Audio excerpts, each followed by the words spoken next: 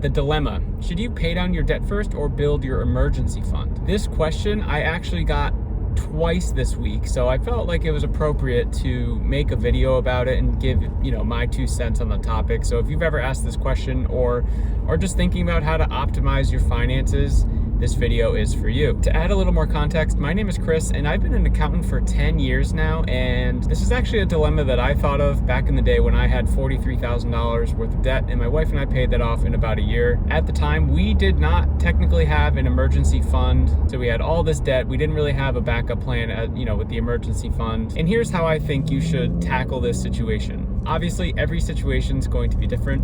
One, it depends on the kind of debt that we're talking about. For an extreme example, if we're talking about a mortgage payment, then yeah, you're not going to be paying off the debt too much faster. I would just build the emergency fund. That would be, way faster to do.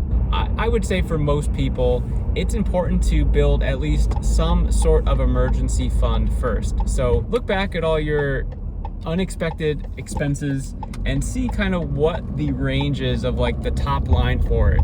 Would $500 cover most of your unexpected expenses? Would $1,000, $2,000? You know your finances better than anyone else. But I would say at the very least, you would want to have something as an emergency fund, because an emergency fund is an insurance for your personal finances. And it ensures that, whatever financial goal you have, if something comes up, you keep the momentum going, because the emergency fund doesn't allow you to stop the financial goal to pay for the unexpected expense. And a fun visual for this topic is, you've probably played a video game where the main character has a health bar, right? And you're running around. Think of that health bar as your emergency fund, and think of the end of your mission, or, the end of your journey in the video game as becoming debt-free, right?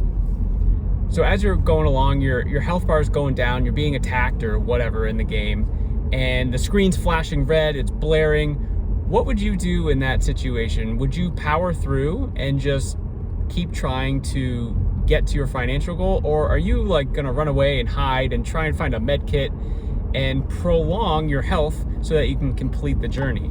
In most cases, you're probably gonna, run and hide and get that med kit or whatever the thing is, right?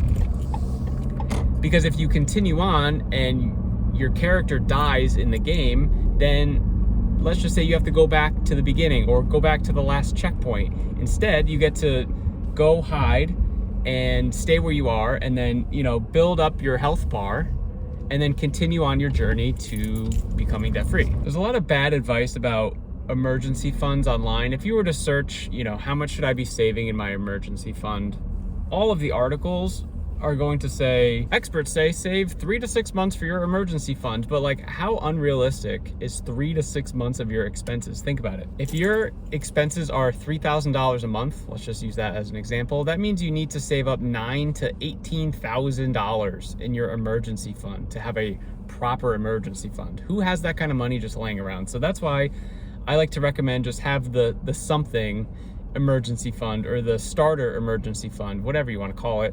Put in 500, put in 1,000. It might take you 2 months, 3 months, 4 months to build this up all the way. But the goal is to make sure that when that unexpected expense comes, you don't have to dip into your paying down debt money to fund this emergency that came up, right?